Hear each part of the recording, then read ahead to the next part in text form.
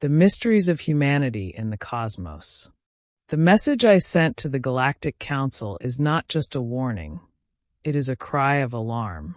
I do not expect you to immediately grasp the gravity of what I am about to reveal, but it is imperative that you at least consider what I am saying. This is not a simple report, nor an ordinary war story.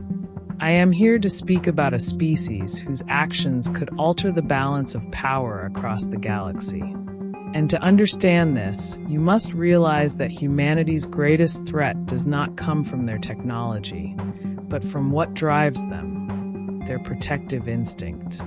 Aboard the transport ship Celestial Mariner, traveling across the vast distances of deep space, a diverse crew of beings from various races and planets was on a diplomatic mission. Among them was Carrie, a human who seemed ordinary at first glance. Her role was modest, a janitor. She had no military training or combat experience.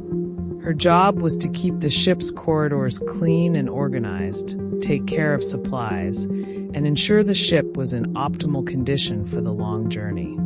Carrie seemed like an unremarkable person, even fragile compared to the alien crew members, many of whom were towering giants or possessed incredible biological abilities.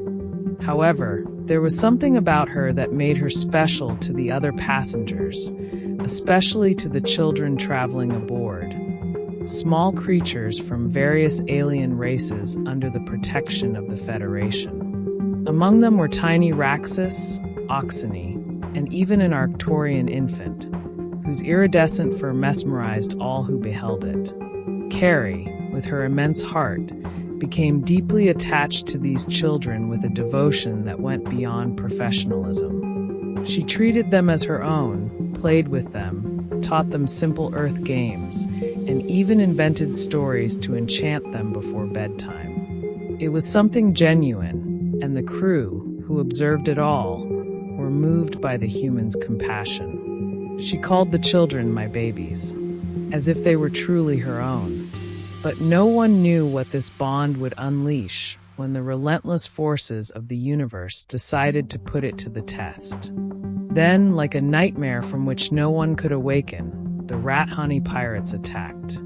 The Rathani were no ordinary space criminals. They were a ferocious and ruthless gang of reptilian beings with a survival instinct honed to perfection. Their leaders, known as King's Masons, were infamous for raiding and destroying entire Federation fleets. In the memory of many civilizations, the name Rathani was synonymous with terror.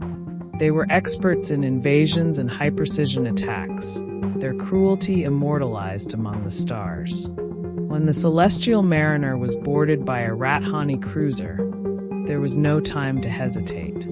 The fight was inevitable, and while the crew was well-trained, they were not prepared for the imminent confrontation. At the moment of impact, alarms blared and security systems failed. There was no time to evacuate. The battle for survival had begun. The attack started with a violent breach in the cargo bay wall, where the pirates stormed in mercilessly, looting the ship's resources. But the true horror came when one of the Rathani, a monstrous commander with claws as sharp as knives, found Carrie and the children. The pirates, clad in heavy armor and wielding cutting-edge weapons, were prepared to subdue any resistance. When the Rathani commander ordered Carrie to surrender, she immediately refused. They had no idea who they were dealing with. Carrie was struck down with a brutal blow, but she did not yield. Instead, she looked at the small Raxus, Oxeny, and Arcturian children, who were trembling with fear, and gave them a clear, almost gentle order, one that carried an intensity unimaginable to any galactic being. "Hide, children. Now!" Immediately, the little ones ran and concealed themselves in the dark corners of the compartment, following Carrie's command with the unwavering trust that nothing could stop her. But the pirate who tried to capture one of them was met with an unexpected fate. With a primal scream, Carrie launched herself at him. Her reflexes, faster than any weapon, were in perfect sync with a deep, unstoppable survival instinct. The fight that followed was something I had never witnessed before. At first, I thought she had no chance. Carrie, a mere human janitor, stood against multiple heavily armed Rathani pirates. But in that moment, she transformed into something I still cannot explain. She fought with inhuman ferocity. Unarmed, she used her fists to crush bones, shatter skulls, and rip the claws off her enemies. With each move, the violence she unleashed only intensified.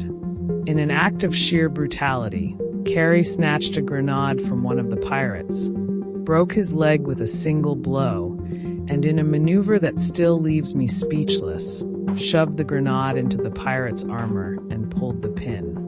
The look of terror on the Rathani's face before the explosion was the last thing I saw of him. The blast was so powerful it shook the entire ship, and in the end, all that remained of the Rathani pirates was a sea of destroyed bodies.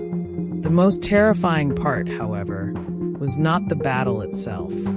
It was what happened afterward. When the surviving pirates fled, the crew and I, still in shock, watched as Carrie walked through the corpses of her fallen enemies, covered in blood and viscera, unfazed. She called out to the children with an uncanny lightness, as if nothing had happened. "Ollie, ollie, oxen free. Now it's my turn to hide. Pizza's on me." The children emerged from their hiding spots, laughing and jumping onto her, as if it had all been just another game. To them, the Carnage had simply been a passing event, a story to tell later. Carrie was no hero, nor was she a warrior. She was a mother. When the human military arrived to secure the ship, we shared what had happened. One of the soldiers, with an indifferent expression, merely shrugged. That was actually pretty tame. It was at that moment that I realized the true nature of humanity. They do not fight for glory. They do not fight for money.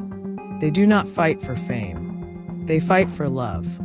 And when a human decides that something or someone is their family, nothing, absolutely nothing, can stop them. Finally, my esteemed members of the Galactic Council, I leave you with this information to use as you see fit.